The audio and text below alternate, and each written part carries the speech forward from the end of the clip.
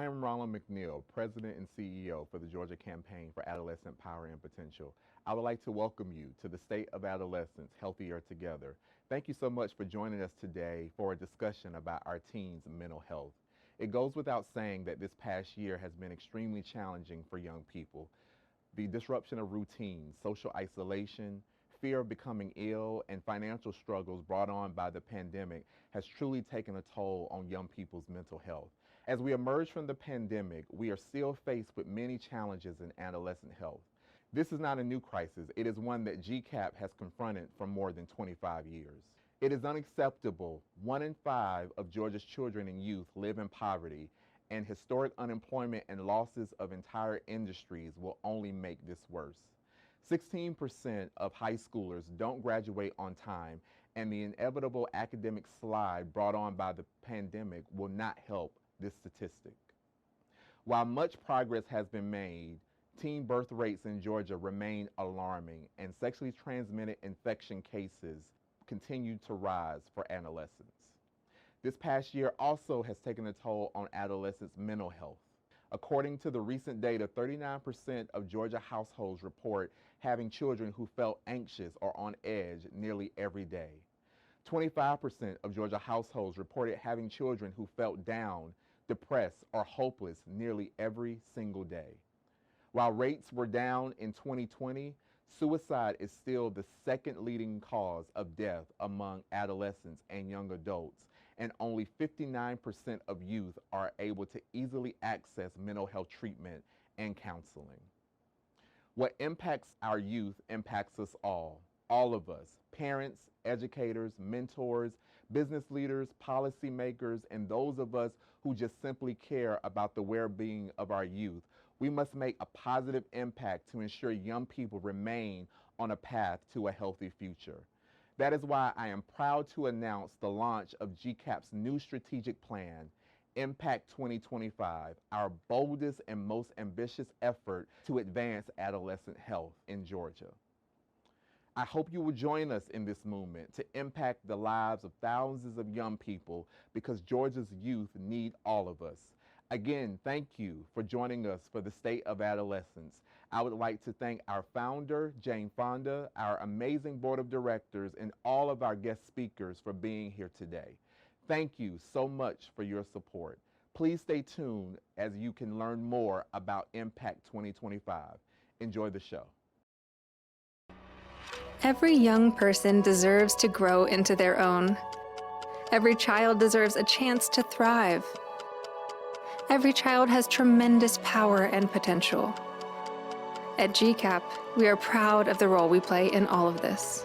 For more than 25 years in Georgia, GCAPP has been a leader in improving adolescent health and a social innovator of proven, effective programs that empower and inspire youth. Working with hundreds of our partners throughout the state, each year we impact tens of thousands of young people as they journey through adolescence and onto promising pathways into the rest of their lives. We leverage the power of partnerships to help youth mitigate risks that could result in long-term negative consequences that are difficult to overcome. Young people in Georgia need support now more than ever. Georgia ranks 38th in the nation for child well-being, and childhood obesity, depression, suicide, repeat teen pregnancy, sexually transmitted infections, substance abuse are all at crisis levels for youth. To help combat these negative trends, we need to reach more youth, more parents, and more professionals to make a greater impact in the lives of some of our most vulnerable citizens.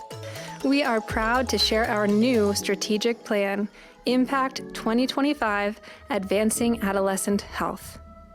The most enterprising and forward-looking plan in our history, Impact 2025 will deliver on key critical objectives. Focused on mission, internal processes, financial stability, and organizational capacity, by 2025, GCAPP will provide programs and services to 360,000 youth, 200,000 parents, and 15,000 youth-serving professionals. We will bring on 100 new strategic partnerships, allowing us to expand into 80 additional counties. We will work with communities across Georgia's entire youth ecosystem to expand our prevention programs and services, giving young people knowledge and skills, resources and opportunities, and adult allies for the many challenges they face. True power and the potential for change lie in our youth, but they need all of us. GCAPP is certain that if we educate, empower, support, and connect them, they will create meaningful change in their lives and communities. We invite you to join GCAPP along with hundreds of partners as we strive to achieve the ambitious goals of Impact 2025. And as we continue our mission to improve the overall health and well-being for young people in Georgia to ensure a more powerful future for us all.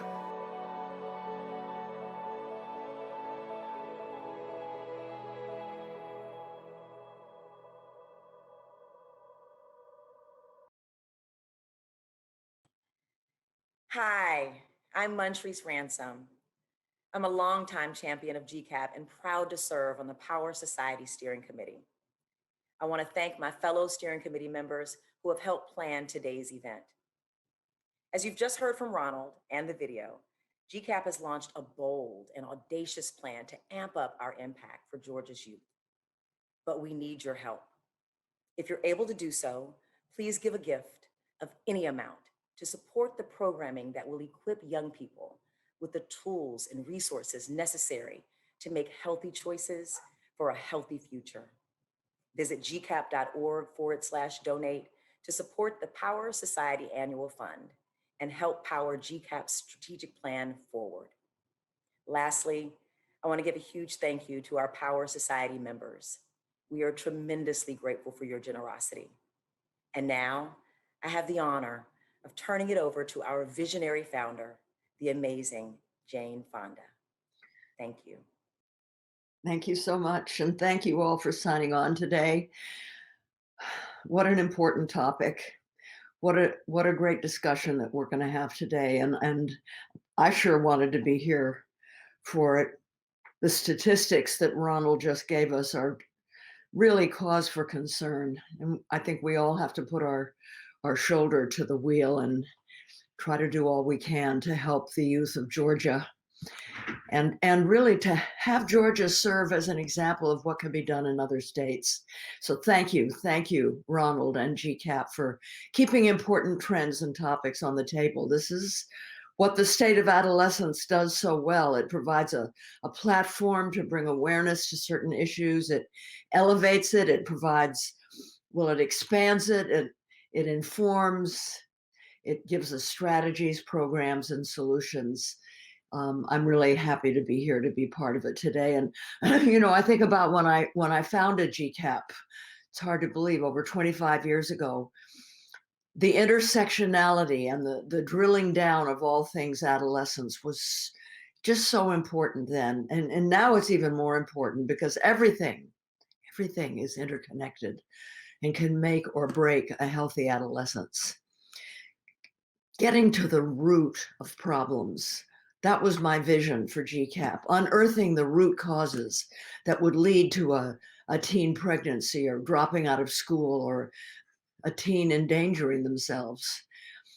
We always wanted to get to the bottom of things that get in the way of young people fully realizing their potential. So I'm so pleased that GCAPP is taking this path more and more. And I don't think that there's any topic more important than what we're going to be talking about today. So much is going on in all of our lives, but every single report about the pandemic says that all the cascading effects are taking a special toll on tweens, teens, and young adults. More so, it seems, than at any other time, from isolation, anxiety, to depression, to self-harm. We have to wonder about the lasting effects of these difficult, bruising times on our children. And we have to do all we can to mitigate it. We all want to know what we can do to mitigate it, to help our kids and ourselves and our communities. And so today we're going to hear from experts and from youth. But first, I'm so pleased to introduce our speaker, Sophia Bush. What I really admire and love about Sophia is that she's an unapologetic activist. She's constantly using her celebrity and platforms for something bigger, something profound. She's really plugged into the challenges that young people face. Sophia talks openly and honestly about mental health, self-care, and erasing the stigma associated with mental health. You know, throughout the pandemic, Sophia's been using her platform to bring awareness to all kinds of social concerns, including issues of mental health, particularly the mental health of young people. She is a visionary and a leader. And whether it's mental health, the environment, poverty, health, education, human rights, women's rights, all of these are on Sophia's radar. They're all part of her journey. And I am just thrilled, Sophia, that your journey has brought you to GCAPP today. I welcome you wholeheartedly. Thank you, Jane, for that wonderful introduction and really for everything that you do for Georgia, specifically youth in Georgia with GCAPP for 25 years and counting now. And thank you for everything that you do for young people all throughout the country and truly all over the globe. You are remarkable. And there is untold benefit from your years of irrepressive, determined activism and standing up for what's right, no matter what. I jumped at the chance to be here when GCAPP invited me to be a part of this important event. And forgive me for reading notes off of my computer screen. I'm a bit nervous because I'm so thrilled to be here with you all. Improving the wellness and health of youth and subsequently their health in adulthood requires our collective action. From families to schools, businesses to public agencies, health agencies, and all other community organizations. We have to do this together. I know that GCAPP works with every facet of the Georgia youth ecosystem, and that is exactly how it should be. And that's exactly who's joining us at this event. Bringing together experts, parents, teachers, school counselors, high school students, college students, youth advocates, clinicians, and youth themselves. It takes us all. Nothing, absolutely nothing, is more important than the emotional well-being and mental health of children. And just like all of you, I'm here to absorb all that I can too, because one of my greatest joys in life and as a professional adult is that I get to connect with young people and learn from them and offer whatever ear or whatever amount of inspiration I might be able to. So I take this opportunity to heart. I remember being a kid and just being so inspired by icons like you, Jane, who were relentless in their care for the planet, and by mentors like my favorite teachers at school who taught me how to look at the world and be curious. And it's that curiosity and that passion for our future that I see in youth today.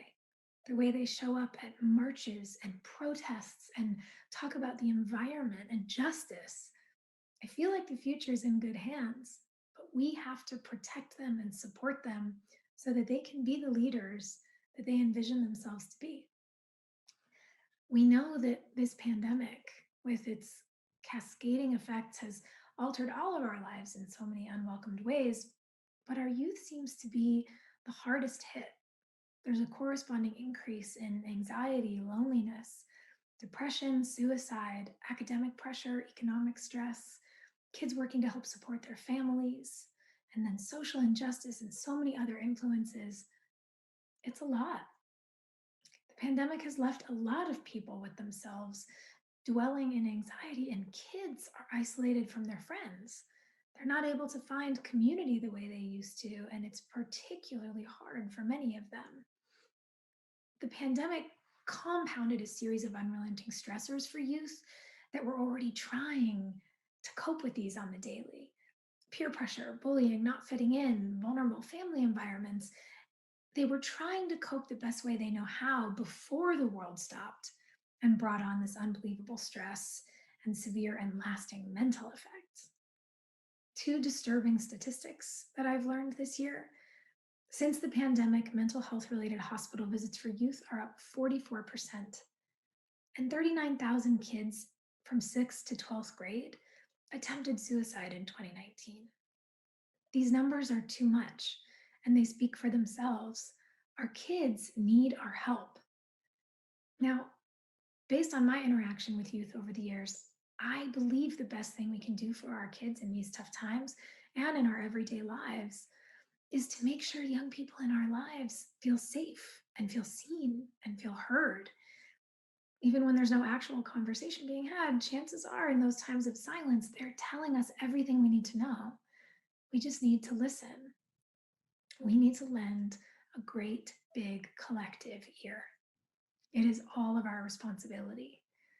One of the things that's really resonated with me over and over again through the years is that the power of talking to youth, observing them, keeping the lines of communication open in a non-judgmental way, and being intentional in connecting with them and trying to understand their feelings and anxieties, especially in these heightened times, cannot be overstated. To all the young people here, thank you. Thank you for being here. Thank you for sharing your stories. Thank you for caring so much about your communities and this planet that we live on. You all inspire me so much and make me feel so sure that the future is going to be all right. And I really, truly hope that as your collective community, we can be the shoulder that you need to lean on, we can be the ear to listen to you, and we can make you feel as supported and loved as you deserve. You matter so much. We cherish you deeply, and I really, really appreciate you including me. Thank you. Good morning. Hi, thank you, Sophia. I'm so happy to be here with you. And when we made that video, I wasn't sure that this day was going to work in person, and to be able to actually sit in conversation with you feels like such a treat. So thank you for having Me me. too, Sophia, thanks. I love what you said, the importance of listening. And, you know, there's listening and then there's listening. They're so smart, right? I mean, they know when you're pretending to listen, but you're really thinking about something else. What's important listening for young people is listening from the heart, really hearing. People need to feel heard and seen and safe. You use the word cherished. Can make all the difference in the world, because this is such a hard time right now. This is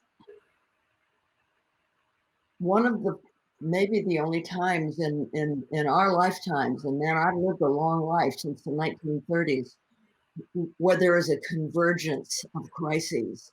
You know, there's the crises of racial violence, there's a crisis of health, there's the economic inequality, the crisis of democracy, and then overarching it all is the climate crises. And boy, does this come down hard on young people. So I'm just so glad we're going to have this conversation today. You know what else I love, Sophia? That your new podcast is called Work in Progress. Oh, thank you. I love that. I feel like I'm almost 84 and I feel like a work in progress. I think it's very good to know that you're a work in progress, constantly open and learning and receiving, right? Yes, yes, I do too. And I think if you are willing to consider yourself and those around you that way, you can treat yourself and everyone around you with a little more grace and offer yourself more curiosity. And it is, to your point about listening, it's that kind of curiosity that I believe kids really deserve. Yes. So often you see adults looking at kids and saying, oh, no, you can't think that, or you, there's no way you're into that, or you're too young for this, when in reality, their lives simply are what they are. And we need to take our own sort of fears and anxieties and beliefs and perhaps prejudices away and just listen to them when they tell us about their experiences, about the things going on in their lives. And I'm just so incredibly grateful that you all here at GCAPP are doing this work. You said it earlier, this can really be a model for other states around the country. I really think we can do incredible work for young people and show other people that it's possible. And I'm truly just thrilled to be here. Thank you so much. How old are you? You're so wise. Oh, you're so sweet. I'm 38, which is weird. I still kind of feel like a college kid. Well, you look like a college kid. Anyway, just so our audience knows, Sophia is going to be joining the panel discussion. So maybe we'll get started, okay? Sure, let's do it. Joining us is Atiba Mui. How do you pronounce your name, sir? Buiwan. Atiba Buiwan, what a beautiful name. Executive Director of the Zeist Foundation. Thank you for being here. Nathaniel Smith, founder of the Chief Equity Officer for Partnership for Southern Equity. Dr. Andrea Meyer Stinson is the Associate Program Director at Mercer University School of Medicine's Masters of Family Therapy program. We have Dr. Kenneth Zeff, Executive Director for Learn for Life. Isla Burks is the high school student. She's a GCAPP Youth Advisory Council member and GCAPP Youth Ambassador.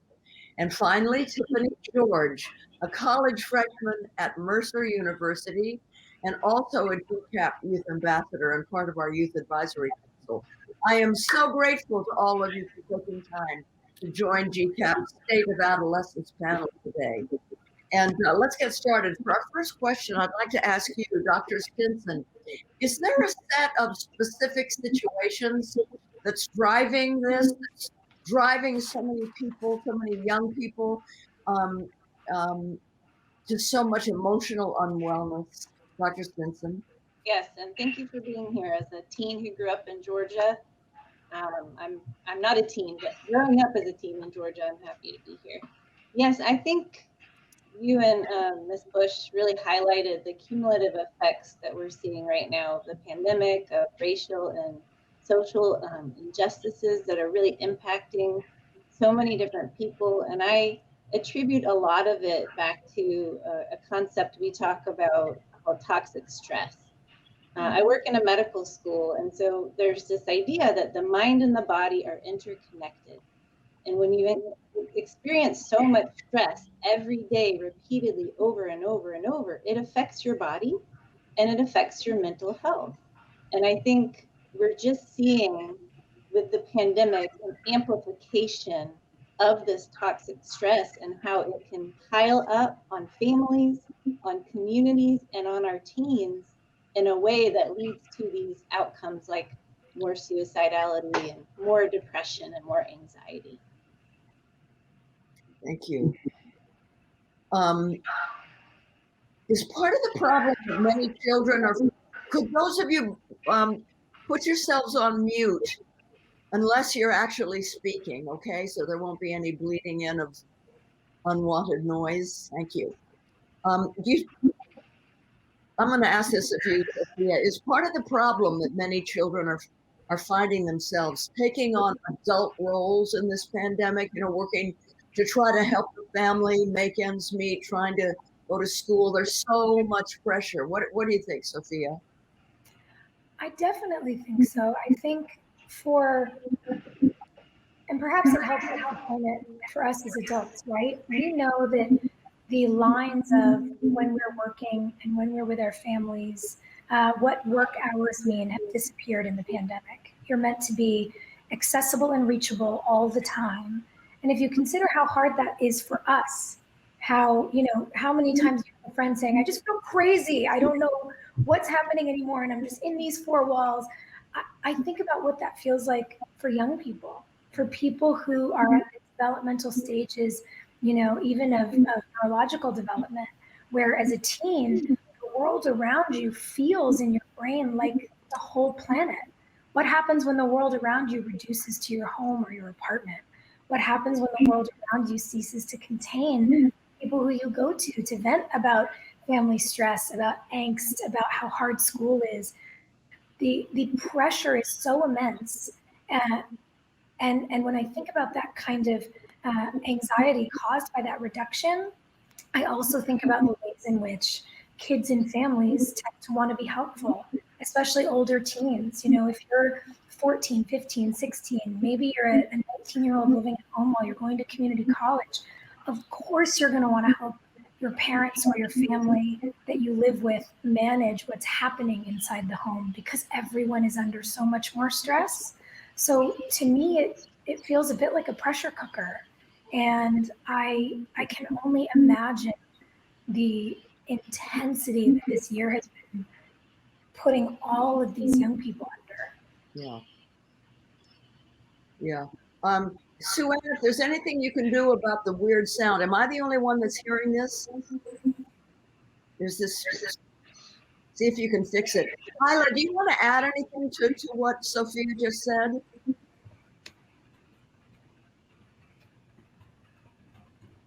Of course, I think that right now we have to be more receptive, we have to be more understanding, and we have to be able to develop that interstate track mindset where you're thinking both forwards and backwards, and where you're able to accept diversity, cultivate diversity, and be a leader in everything that you're doing. I think that 2020, as part of the earlier part of 2021, including up to now, we've learned to be more aware of everyone's safe space and understand what everyone's going through. And we have to kind of develop a mindset where we're receptive of everyone's feelings. We're checking up on everybody as well of ourselves, because this pandemic has been waiting on everybody, from a high school student to seeing it through my parents, through my friends. We have to check up on each other and make sure that we're all accountable for our well-being, our mindset, and we just have to be able to love each other like we love ourselves and love our family members, because life is so short. And I think that that's the beautiful thing about life. We're able to learn lessons, and we're able to love everyone, and we're able to have a second chance to get things right. Dr. Stinson, your head is nodding a lot too. Do you want to add anything? Well, I'm just thinking about, how hard it is to be a parent during the last year and a half, and to both handle my own stress and the stress of my children and the stress of my parents and my community stress. And I think for me, that is where it's building up and it's accumulated over this time. And we're also isolated, and the things we used to do to connect, we can't do as easily. And connection, for me, and I know for a lot of others, is what helps us reduce our stress and helps us build resilience. But to connect virtually is a very different, process than to do it in person. So it's been a tough year, Jane, for everybody, but it's tough for parents and the teens, for sure. What about the stressors that are put on LGBTQ youth and Black youth? I mean, are we seeing a difference in their levels of stress? I'm sure we are. And what's behind this? Nathaniel, can you go first? Well, again, thank you for this opportunity to share. This is a powerful panel, and I'm just honored to have an opportunity to participate on it. I think for us to truly understand the stress that Black youth and historically disinvested youth of color are experiencing, we have to look backwards in order to look forward. We have to understand that before COVID, there was the stress of structural inequity. There was the stressors caused by structural racism. And those stressors were historic. They were generational.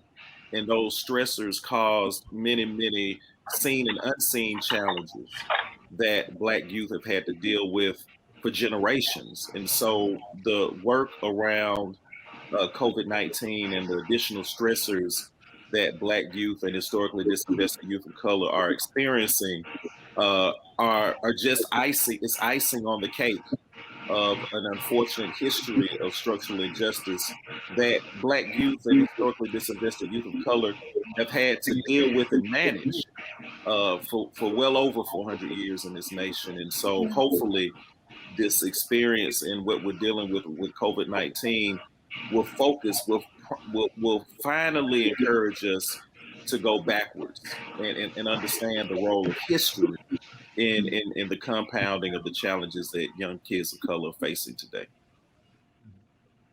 Atiba, do you want to add anything to this? And again, I want to ask people, if you're not talking, put yourself on mute so there won't this bleeding across weird sounds. Atiba, go ahead. Thanks, Jane. Thanks, Jane. And again, I'd like to thank everybody for being part of this great group of folks addressing the issues of adolescence and the stresses, because I can remember back when I was a teenager, I learned the Serenity Prayer.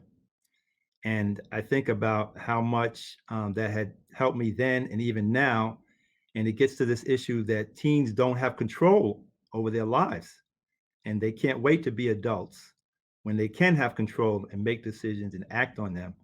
But again, when you are living in a household with parents and family members, you don't have that kind of control, and you have to find some serenity to help you. And I often try to think back to what it was like then, because the work I do today in helping young people, I want to remember. And I learned transcendental meditation back then as a way to help me deal with the stress. And I think again, what Nathaniel pointed out is so true, that LGBTQ youth, Asian youth, Latino, Latinx youth, uh, African American youth. I mean, really, the stresses they're dealing with from the society, on top of this health pandemic and the economic stress. I mean, it's really overwhelming, you know. I have found, I've been doing this weekly Fire Drill Fridays to raise the sense of urgency around the climate crisis. And a lot of young people have been guests on my show, on my program. And one of the things that I have found from virtually all of them is activism has allowed them to overcome their feeling of depression and extinction anxiety, is what some psychologists are calling it. Activism, when you know that you are doing all that you personally can about something, really, really helps with depression. And it's why GCAPP has recently begun a program of activism, encouraging young people to be activists. Anybody want to speak to this issue of activism? And I think also, Atiba and Nathaniel, after the murder of George Floyd, the fact that there were so many young people that took to the streets, I think it really helped them feel that they were taking a little bit of power back, right? Everybody's Dr. Zen, Dr. Kenzef. Zen would be good too. I've been called worse than that. I know. I appreciate you lifting up this topic, Jane. It's so important, and your advocacy means so much to so many people. I mean, I think as we look back, as we emerge from this pandemic, the impact on everything's going to come back, right? The hospitality will come back, the economy will come back, but the impact on youth, I think, will be with us, and we'll be unpacking that for a while. I think I love this idea of activism and connectivity. The one thing that is the root of mental health issues so many times is isolation. And that's all we've reinforced to children over the past year, in part for their safety, to isolate. But to be able to connect with each other, connect with the adults, in the schoolhouse, in their home, in their community, to be able to make that connection happen again, that's really going to be the key to us coming back. And I think activism is a great way to do that. It's a great way to find like-minded folks who believe and share your passion. Instead of just retreating like we've been telling folks to do, to actually lean in, is really going to be, I think, the path forward, because these adverse childhood experiences that kids have, they're cumulative. That's why it matters that if you're an underserved youth, if you're underrepresented, when you have economic insecurity, food insecurity, all those things build up over time. It really has an impact. And so I love the idea of the call to activism, to get engaged, to lean in, get connected with your peers and with your community. Taking back agency in some way. Tiffany, do you agree with this? You want to add anything here? Yes, I absolutely agree. But from my own personal experience of not being able to engage in the activism last summer, of being confined to the house just to try to stay safe and protect my household, that definitely had the opposite effect on me, whereas it just made me feel less engaged, more anxious about things, like I had less control over what was happening and that I was more isolated. So activism is definitely the key out of these negative mental health spaces, but it's so hard to find a balance for everyone with the ongoing threat of COVID-19, and we just never know like how how far can I push the boundaries? How far can I go out and still protect my household? So that was just something that I know a lot of youth struggled with, of just finding that balance and where we can step into activism but still be safe. Right on. This question now is for all of you. You know, you never know what a child is going through, right? And many aren't going to just come out and tell the adults in their lives what's going on. How does one tap in? What can parents do to be more aware? What can those do who work directly with youth? And this is for all of you, who wants to go first.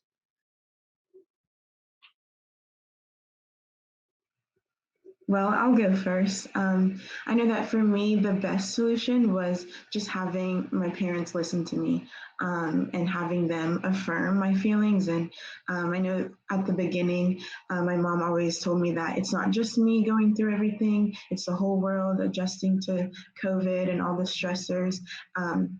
And while I recognized that she was trying to comfort me, at first I thought that was kind of mitigating my emotions and telling me, like, kind of invalidating my emotions.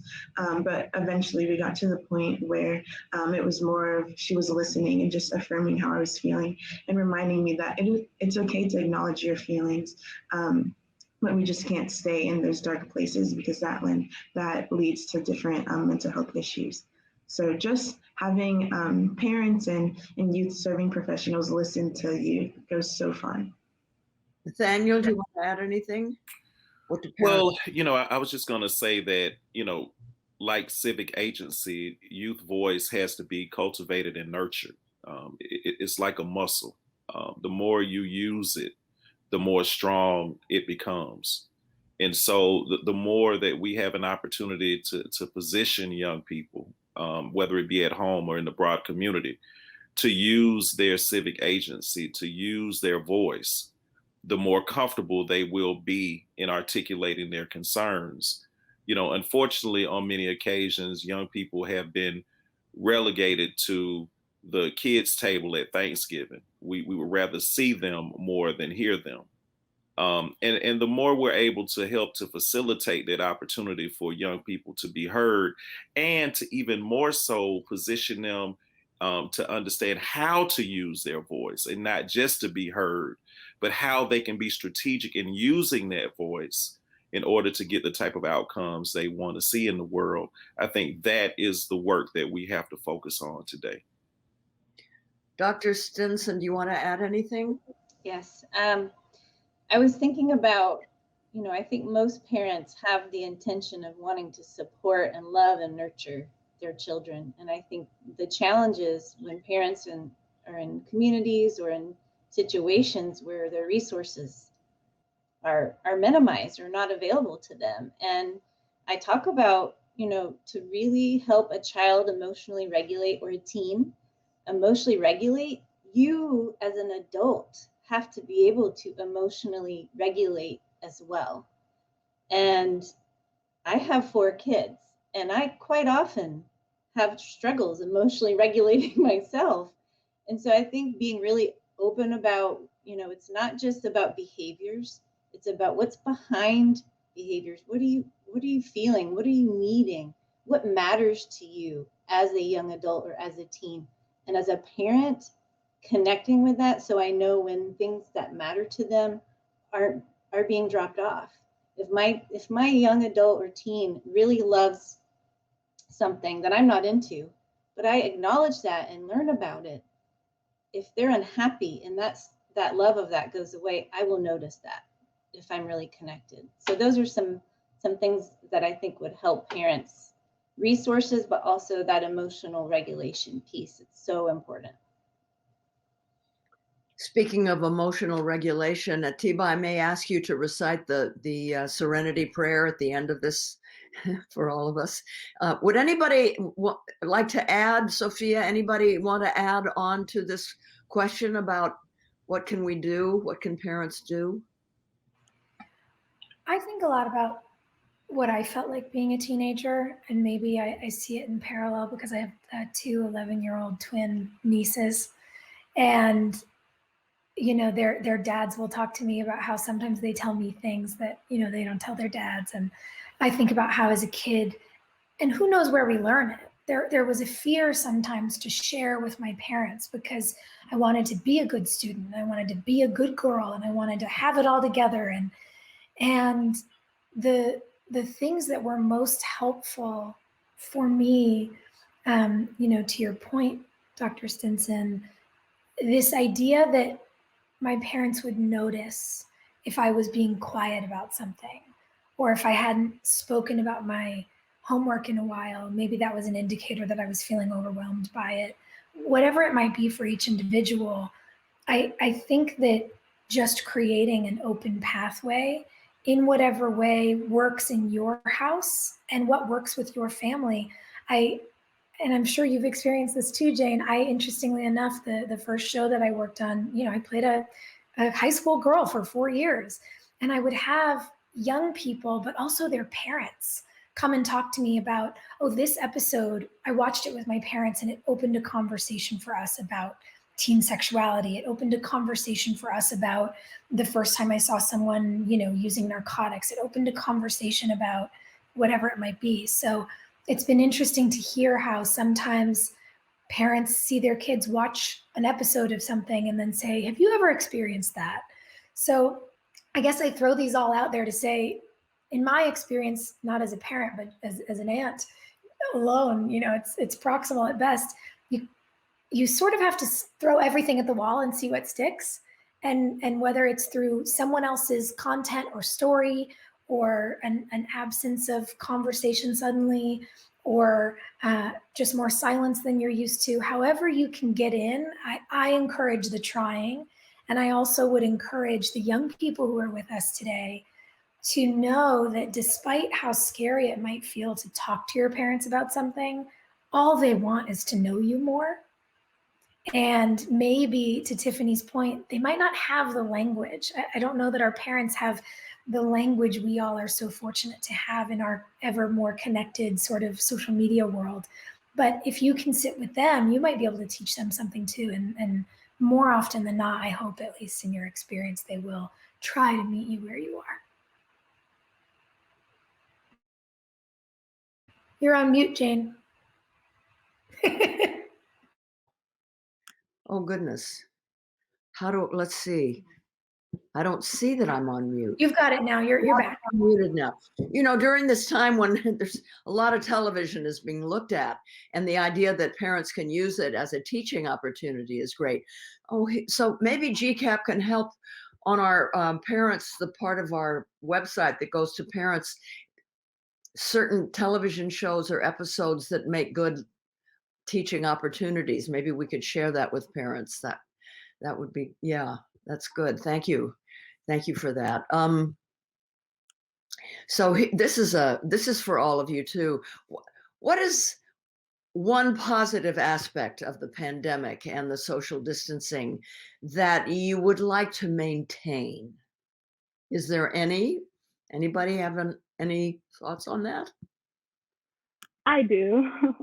Okay, I think that the most positive aspect about this pandemic has shown everybody that you are so much stronger than what you think that you are. I think that with us being home and us deeming the impossible and figuring out that it's possible to manage your work life, manage your school life, managing your professional life, your personal life with your children or with your siblings and your brothers and sisters, I think that it's shown you that we have more time management skills in our hands. We're able to accomplish more, and we're able to dig down deeply in ourselves and find that inner confidence and that inner strength to carry on each day. So I think that the most positive aspect that I'd like to keep with myself is that I am my biggest inspiration. I'm my biggest best friend, and I'm my biggest support role. And I feel like as adolescents, that's important to know, considering the many ups and downs that we go through mentally, physically, bodily, personally, publicly. We sometimes seek out the strength in others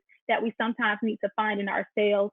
And I think that knowing that we have to be our biggest support system and find the love that we search for so deeply within us and our family members, we have to remember that. And I think that we have to get to a point where we understand how to communicate with each other, that we can't lose that aspect of communication. We can't lose that aspect of social interaction, even though we're still shut in and some of us are still quarantining and some of us are still wary of going out. We have to maintain that social communication, but we still can't lose track of ourselves. We have to remain humble and we have to remain in that safe space and knowing that we can always talk to people, we can always understand ourselves, and that we always have to approach everything with peace.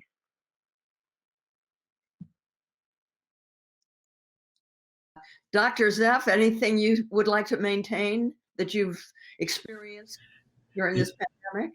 Yeah, I mean, I think there are, and I love the asset focused of the question. That's not all, it's not all doom and gloom. I think one piece that I would tell parents to keep focused on is over the past year, parents have had a whole new perspective on what it means to be a teacher and what learning looks like at home. And so if teachers now are not this distant, learning is not something that happens behind a box or behind a screen somewhere. Parents have been able to see it up close.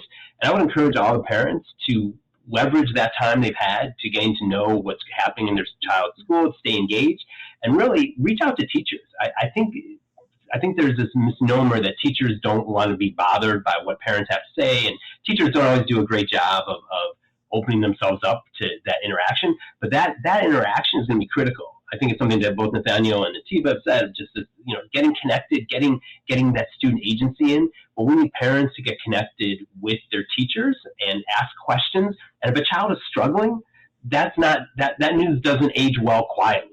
You need to engage with your teacher, find out what's working, find out what the teacher is seeing, and let the teacher know that you're a support for that student too, because we all want the same thing. We all want students to have agency to succeed. And I think engaging with teachers, engaging in the learning process is something that I hope continues as we emerge from the pandemic. Experts have stated that having a routine was extremely beneficial during the pandemic, a regular routine. Many young people they're experiencing boredom and lack of motivation. What tips or strategies do you have for young people and their caregivers as they transition safely back into society? And again, this is for all of you.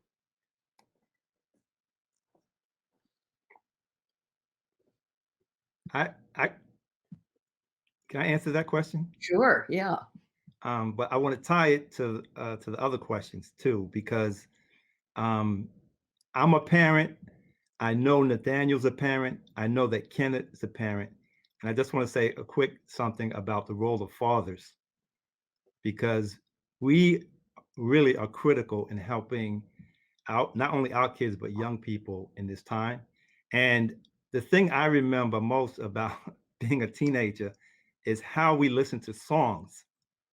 And on my way in today, I was listening to one of these songs that came out back when GCAPP was formed. And it says, if you love me, say it. If you trust me, do it. If you love me, say it. If you trust me, do it.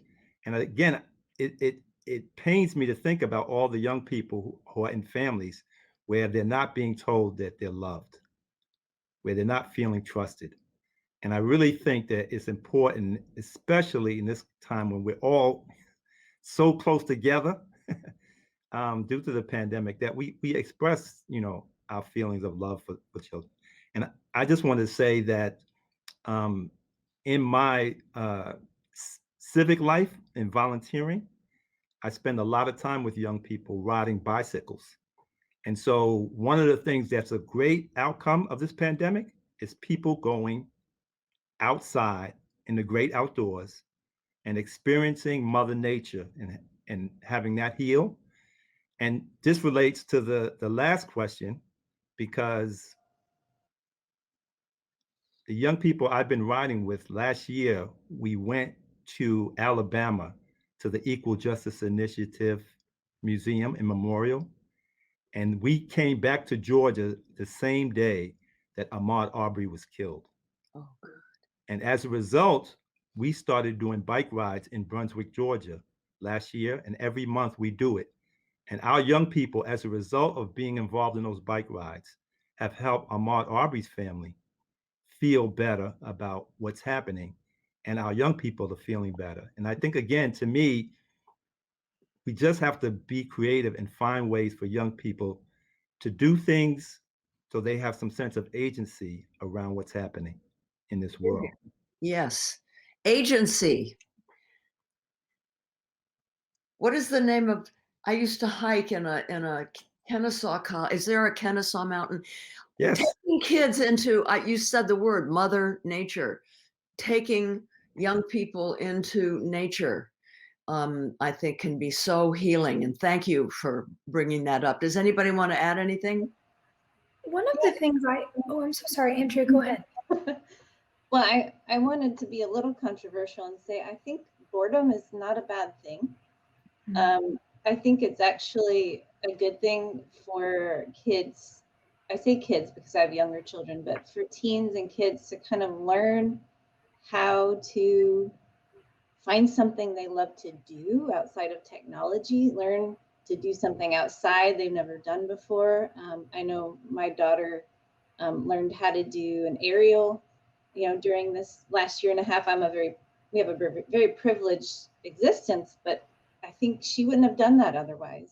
And I want to harp back to what Atiba was saying about, one of the benefits of the last year and a half for me as a privileged white person is to say, I need to take more responsibility for my community. I have to do more. I have to love all parts of my community and not just the parts that I interact with, and ask really about trauma, about historical trauma, about community trauma. And that's something that we've done here in Middle Georgia with our Resilient Middle Georgia group, is really ask those kind of questions in the midst of the pandemic, because it's shown a lot of us that we are missing that piece of that conversation.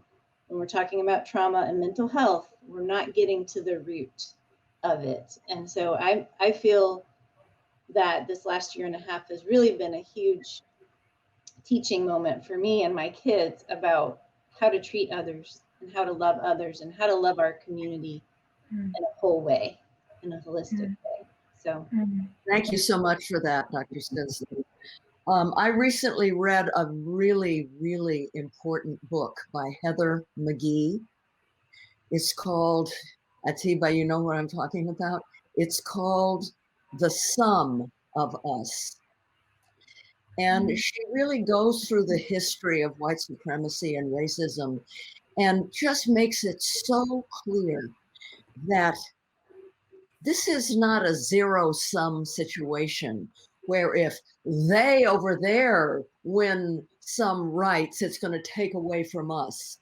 The fact is that racism hurts all of us. And it just occurred to me that it might be a good thing to recommend that parents read this book, Heather McGhee, The Sum of Us, and to be able to teach our children how racism hurts all of us. There's so many examples. For example, in the 50s, huge amounts of money were spent building enormous, fancy public swimming pools that the communities could enjoy.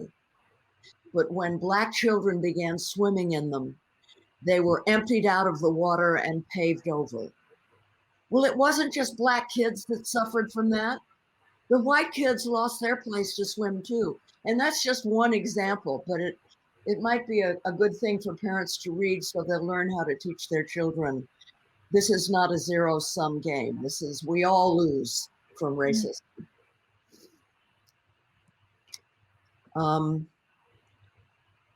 What should parents and caregivers look for if they believe their young person is in mental distress? And I'm asking this of Dr. Stinson.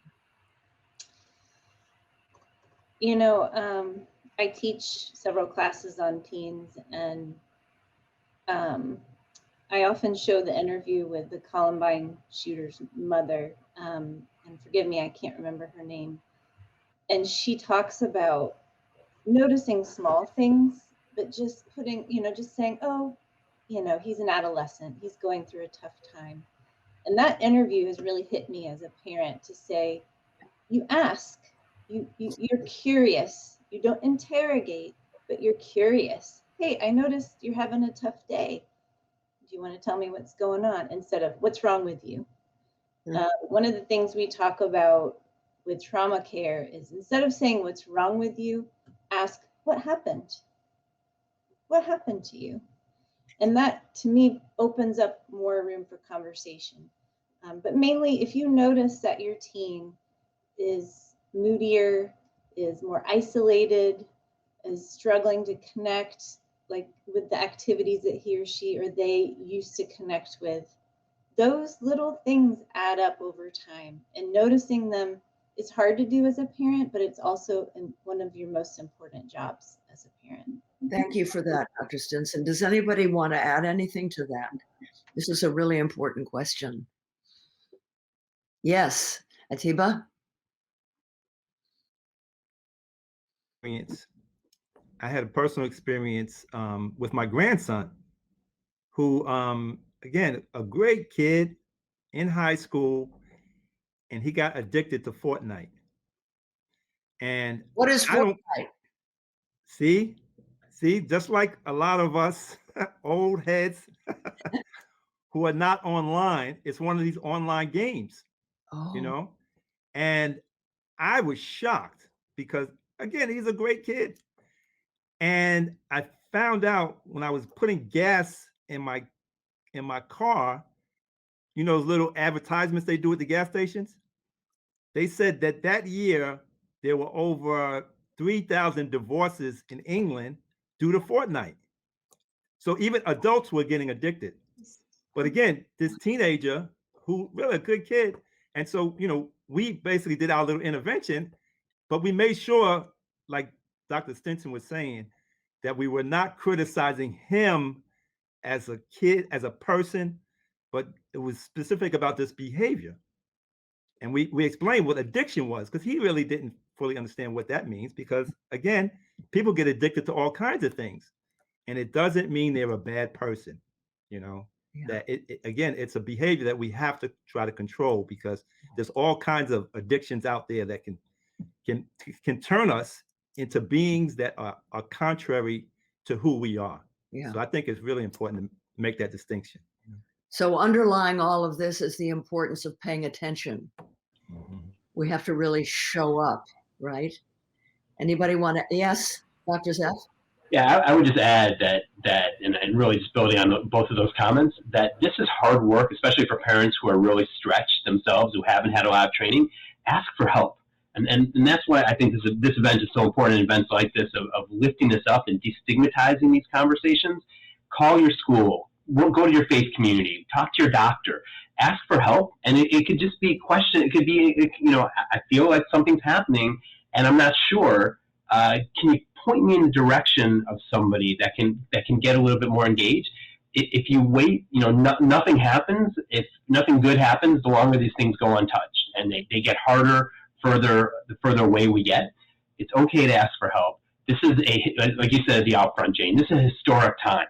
The dual pandemics, social justice, reckoning with social justice, health crisis, and all of the other swirling challenges that we're facing. It's okay. As a matter of fact, if you don't need help, that's surprising. If you don't need some resources now, some support, you know, then you're an outlier. That's great, but it's okay to ask for help. No shame in it.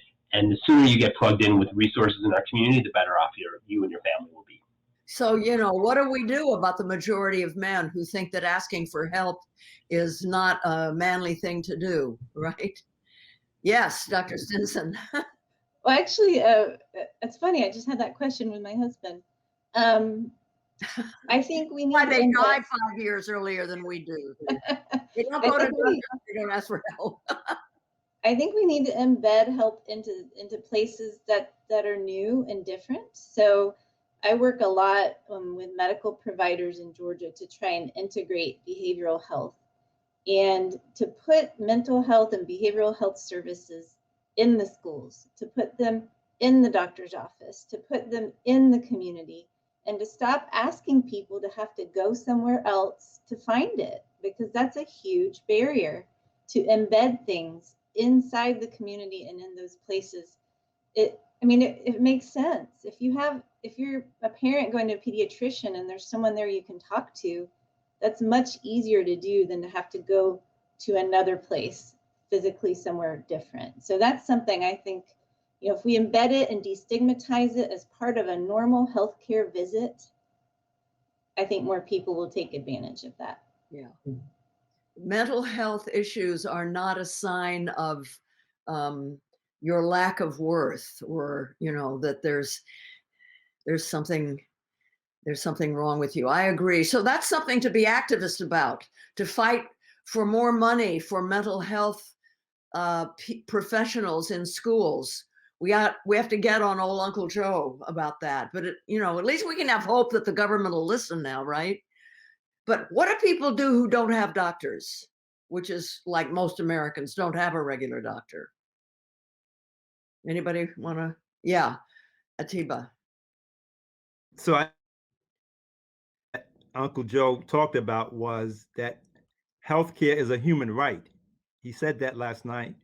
And I think this pandemic has proven that we need a national healthcare system so that everybody, no matter where you work, how old you are, what you look like, has access to healthcare. Yeah. And I just wanted to say that back when GCAPP was started to deal with teenage pregnancy, the foundation I work for, we started the first school-based health centers in Georgia, in the city of Atlanta. And since then, we expanded to over 55 school-based health centers in Georgia. And a lot of them are in rural areas and counties where there are no pediatricians. Right. And so this issue of access to healthcare is the other thing that we have to do. And telehealth has become important during the pandemic, but we have areas of the state where you don't have Wi-Fi access. And so the infrastructure bill that, you know, President Joe talked about as well is the other thing that we really need to make an equitable society for all children, youth, and families to be healthy. Thank you for that. Thank you. The pandemic has caused many young people to miss out on, you know, the traditional events like proms and graduation, homecoming, sporting events. How can families recreate some of these special moments for their young person in our post-pandemic society? Isla? I'd like Isla to answer, then Tiffany, and then Dr. Zeff. Okay, great. So I feel as if, of course, with COVID still around, you still are feeling cautious, still feeling wary of where you go, looking behind your shoulder because you never know what's lurking around the corner or past the tip of your nose. As my grandmother said, you can never see past the tip of your nose.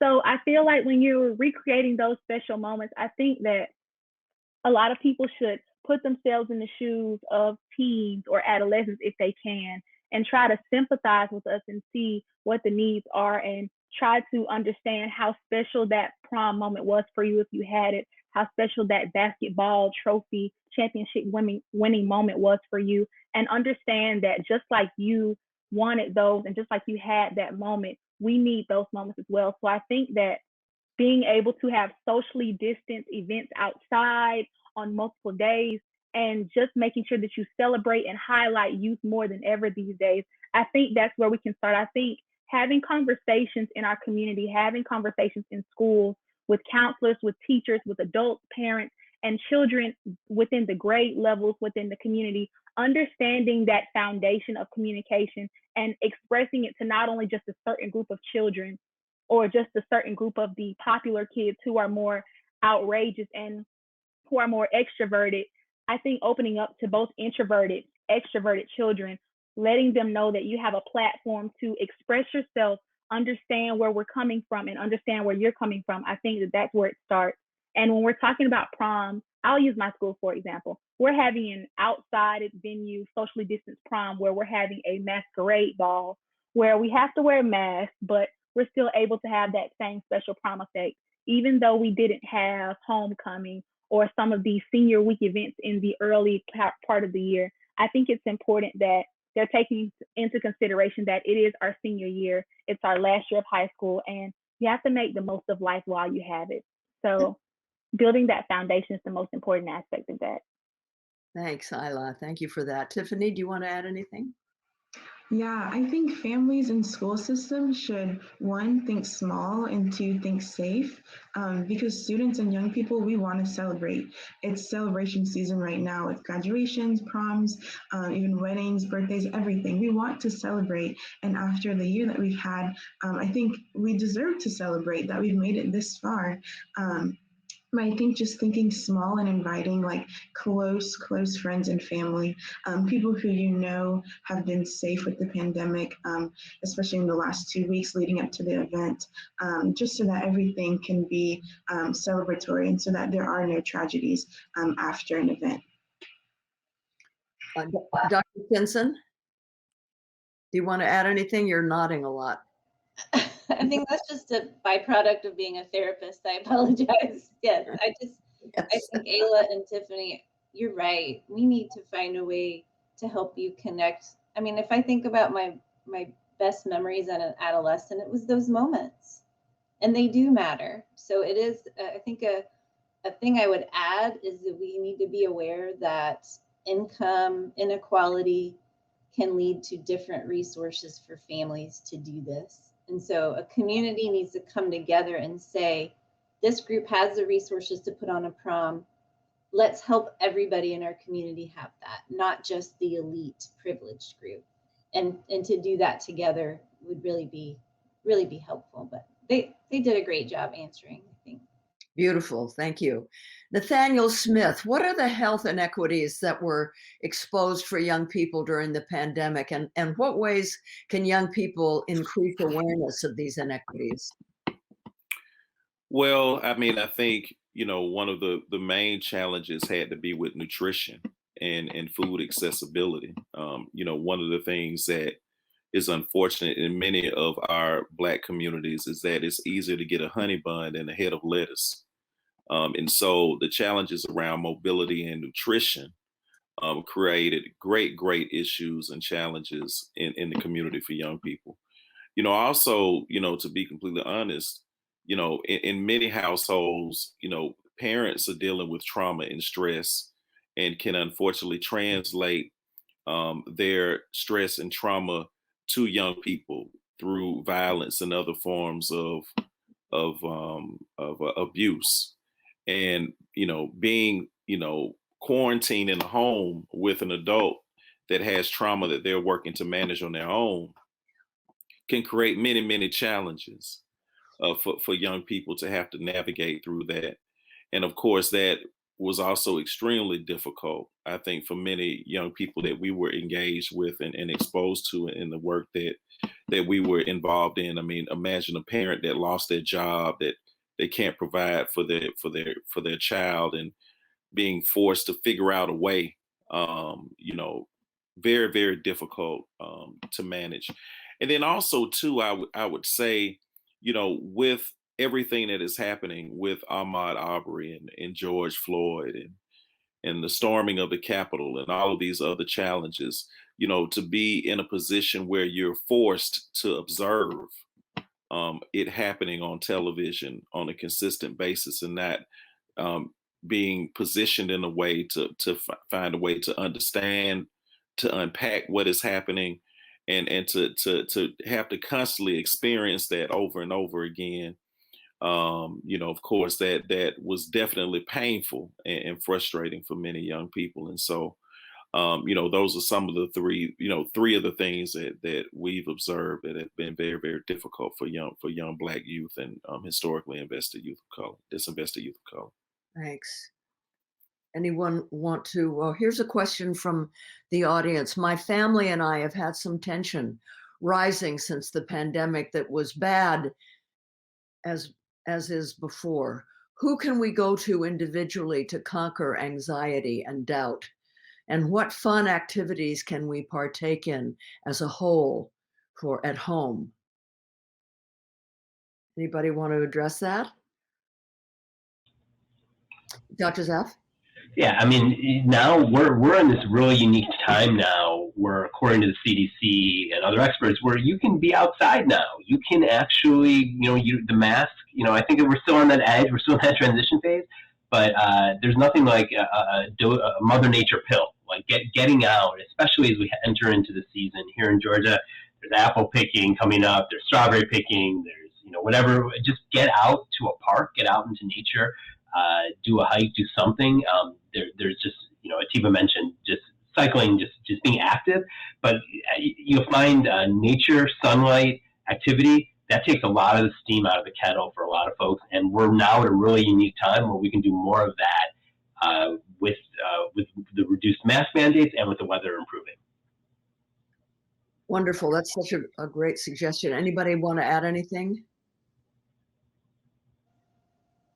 Well, I'll add and also I think answer the next question. There are a lot of resources for teens and adolescents via apps. Stress management apps, and I don't want to name any. I don't want to pick any above any others, and they're quite helpful. And I think just learning mindfulness, breathing, some meditation as a family, doing that together. I know it might seem silly, and might kind of cause some laughs, but even the laughs and trying to meditate as a family could produce some stress relief, right? My kids think it's hilarious when I try and get into some yoga poses, so they laugh at me. But I think, as parents, as adults, we have to be creative. We have to create with our kids. We have to build things with our kids. We have to get back to doing more and not just, looking at our phones as a source of relieving stress. But apps, there are some good stress reduction apps and breathing apps that children and adolescents can get to, of course, with the permission of their parents, but anybody can use them and a lot of them are free.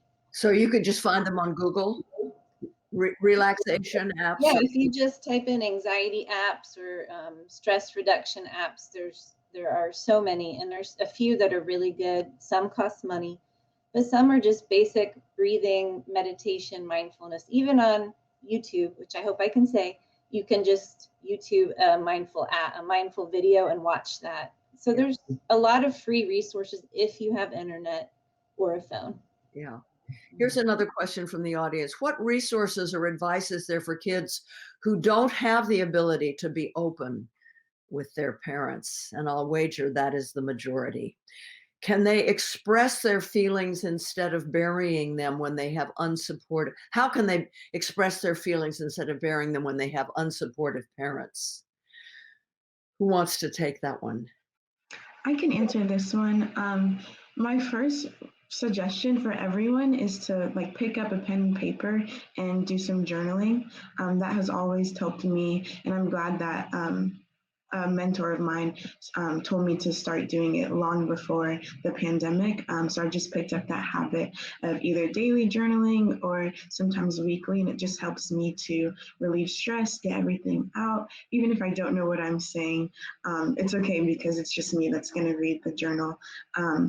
But also for young people who don't have supportive parents, I would definitely suggest finding a trustworthy adult. Maybe this is a teacher or a high school guidance counselor, or a relative, just someone who you can be transparent with, especially if you're feeling like you cannot trust yourself to cope properly independently anymore. Youth ministries might be able to be helpful. Yeah. Does anyone want to add to that? No, I'll go on to the next question. Is anyone aware about differences in mental health needs for youth in urban areas versus rural areas? That's an interesting question. Who can answer that? I can talk about rural areas. That's an area that Mercer's mission is really focused on. And I think, one of the things we've noticed from COVID is that there's such a difference in just having resources, mental health resources and medical resources in rural areas. Georgia has a lot of medically and mental health underserved communities. Almost all of our counties have mental health shortages. And so I think that, with lack of transportation, the thing you have to access is telehealth. And thank goodness we have had some policy changes and some law changes that allow for more telehealth to be used, because then you don't have to be limited by where you live. You just are limited by your access to the internet, which Abida pointed out is another barrier. So there's definitely differences in rural areas, but there are differences in urban areas. I'm sure others here could talk more about that are problematic too. Could you just explain more what you mean by telehealth? Yeah, so telehealth to me is kind of like what we're doing here, is, you know, having either on a phone or on a computer the ability to connect with a mental health provider, a counselor, or a medical provider. And it's really easy. The programs now, the software now is, as a non-advanced person in her 40s, I can use it. And so you click the right button, you get pulled up, and it just has made such a difference. I do a lot of work in postpartum anxiety and depression, and for women who are at home with newborns, it has just given them so much hope, so much access to somebody they need to talk to. So it's really a game changer. Okay, so the people who are watching here, can I assume that they'll know what you're talking about and know how to access it? That's a good question. They may not. So when you are looking for help, I think the main question is to ask, when you call an office, do you offer telehealth visits? And I would be surprised at this point if most, if not all, offices don't offer that now during COVID. But I mean, how do you get to an office? What office? If you're seeking out mental health, you know, if you call an agency or an so you Google mental health agency. Mm-hmm. Most of them offer telemental health as part of their services now. Okay. All right, here's a question. In the Black community, we often go to the pastor or minister before going to a mental health professional. How do we better address that? It's the issue of mental health stigma. Who wants to address that question? Well, I think it's going to be important for the faith community to be more willing to refer people who need mental health assistance to mental health agency and support. You know, you'd be surprised how congregations in many ways are little communities that have various assets and various professionals, you know, to really try to do a kind of an asset map of their house of worship to see first if they have any mental health support inside of the house of worship. And if not, you know, I think that's one of the things I think is just really important. I mean, it's almost similar to what we did in the, you know, late 80s and early 90s around AIDS and HIV, you know, really engaging the faith community and really positioning them with the right information and relationships so they could really be a conduit for support and help. I think we have to do the same thing for mental health. And I also think, though, that, you know, from my personal opinion, you when it comes down to health, you can't separate the physical from the metaphysical. You can't separate the body from the spirit.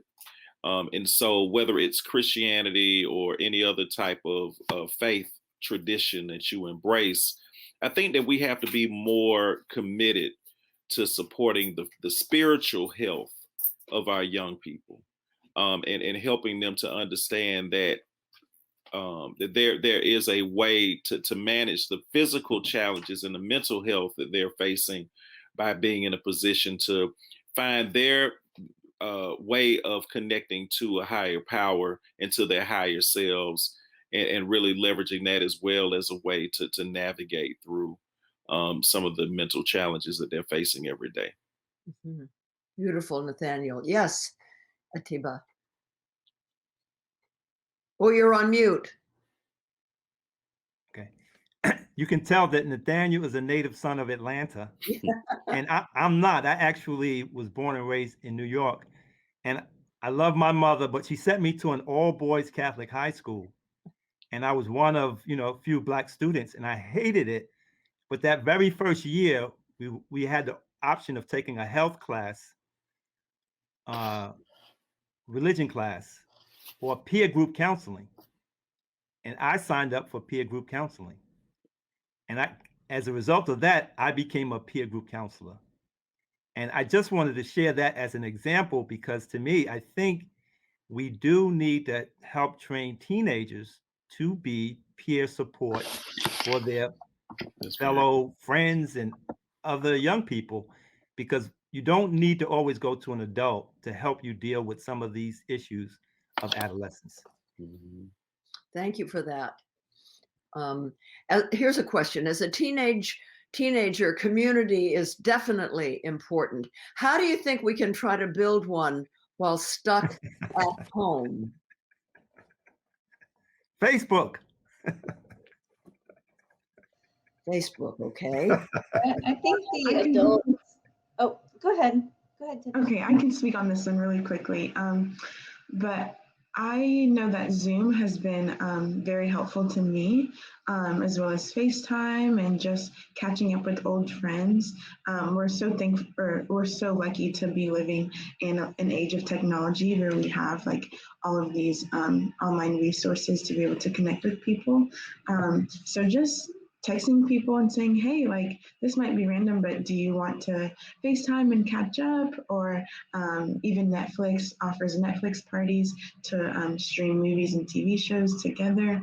Just being creative with the online resources that we have, and also being fearless in the pursuit of community, because it is hard, but we all desire to be relational. We're all relational beings, so we all desire that community. It's important to feed our spiritual and mental and even physical health with community. So definitely just being fearless in the pursuit of that, and using and exhausting all of the online avenues. You know, one thing that I've known that people have done that I'm aware of is book clubs, online book clubs. Everybody reads the same book and then they discuss it online. And that's a great way to build community. Does anybody want to add anything else? Yes, Sophia.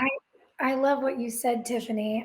My friends and I did so much of that at the beginning of the pandemic. The Netflix parties, we'd watch a movie together and we would just send voice notes on our phones, and it kind of felt like we were all in the same room. And to your point, Jane, I also joined a Zoom book club. I'm over 21. I joined a wine club on Zoom, felt like I was learning.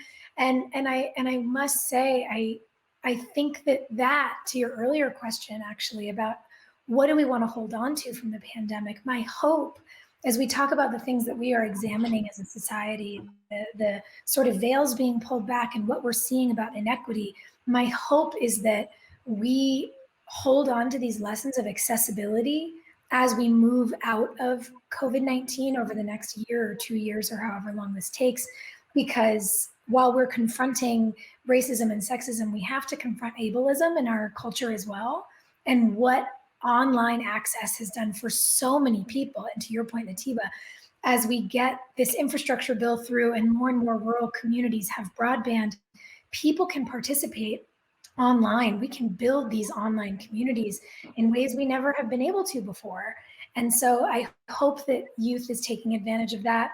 And, you know, as a person who used to be a very angsty and self-conscious teenager, who's like still maybe an angsty and self-conscious adult, if you reach out to someone, as Tiffany mentioned, and say, hey, do you want to get on a Zoom or a FaceTime this week? And people can't, reach out again. Don't take one scheduling conflict or one not responded to text message as some judgment that people don't want to talk to you. They might just be busy or doing homework or on a Zoom class already, and then they forget.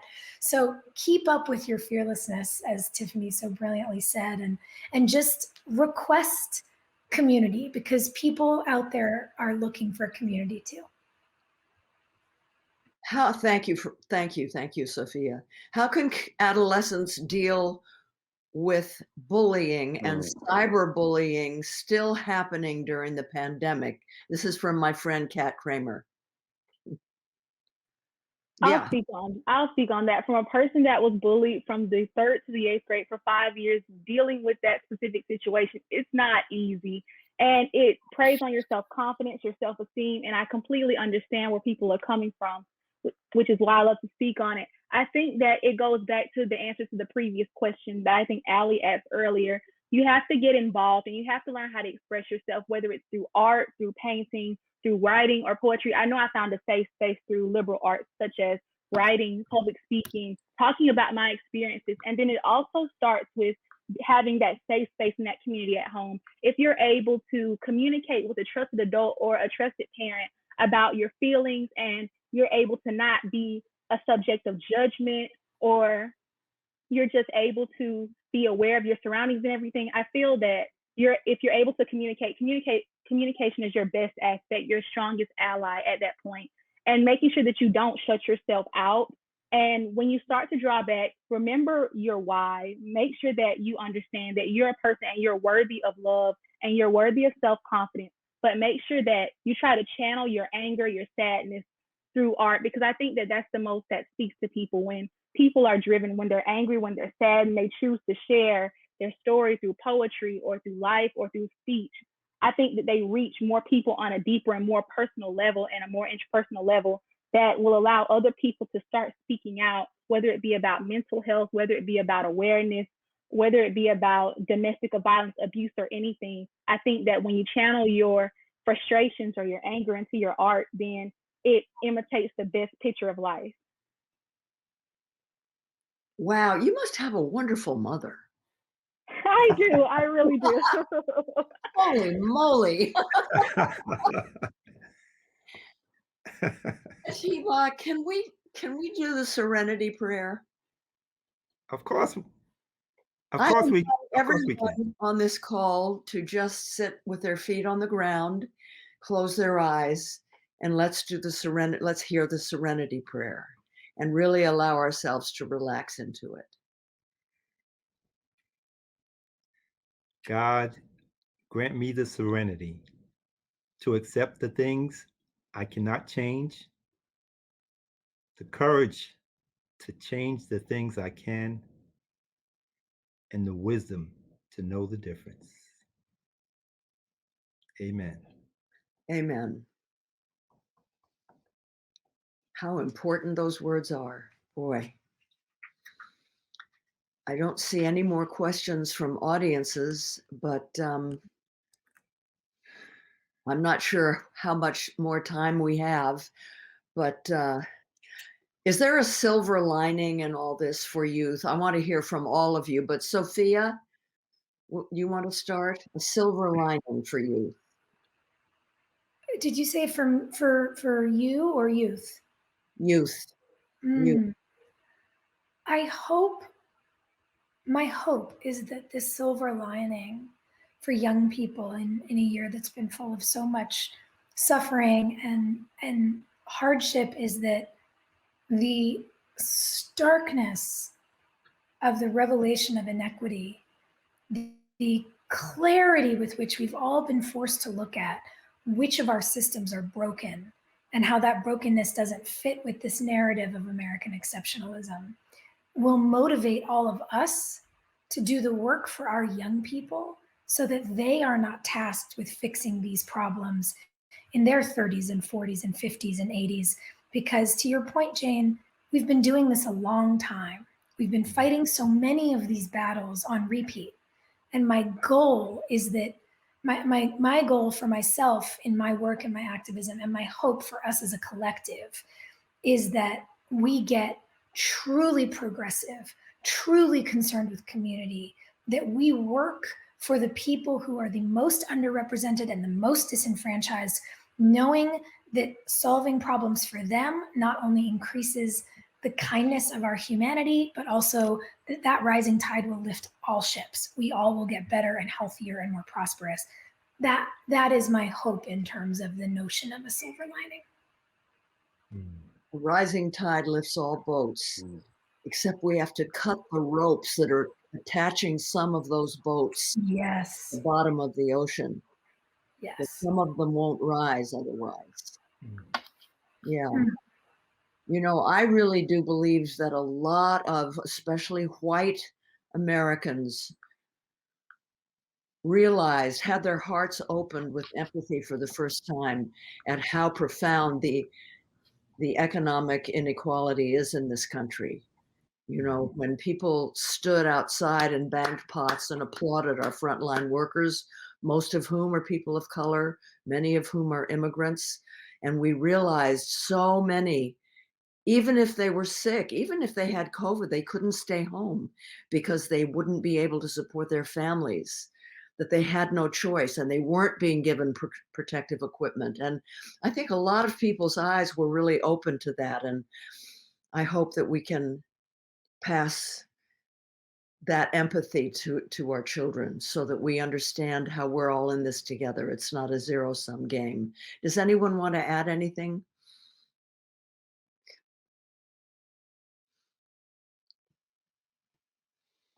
For me, I know we're closing out. I would probably tell youth out there that we're not common, that we're comets, and we are all making craters everywhere, letting us know that something great happened there. I want them to know that there is commonality and individuality. So be yourself, share your story, and just know that no one else can do you better than you can do yourself. So be yourself. I want to thank you to the panel. Thank you so much for sharing your wisdom with us. Thank you to our viewers. GCAPP has a series of new mental health tools in its Parents Toolkit, a number of tips for getting conversations started when you don't know quite what to say or ask. So you can go to gcap.com and there's plenty there for parents and others. This is almost it for this year's State of Adolescents, but you know, we have our Empower Party coming up. It's going to be great. Sarah Blakely, founder of Spanx, is going to interview me and Lily Tomlin. Jewel is going to entertain. Trisha Yearwood is going to host. And we have 2 names of winners of the Empower Party virtual seats. And they are winner number 1, Pamela Brooks, Georgia Primary Care Association. Congratulations, Pamela. Winner number 2, Kaisha Etienne, Elite Scholars Academy in Clayton County Schools. Congratulations, Kaisha. And so that does it for this year. I hate to say goodbye. Again, thank you all. Thank you to the panel. Thank you to the audience. I hope you learned as much as I did and enjoyed yourselves, and I'll see you next year.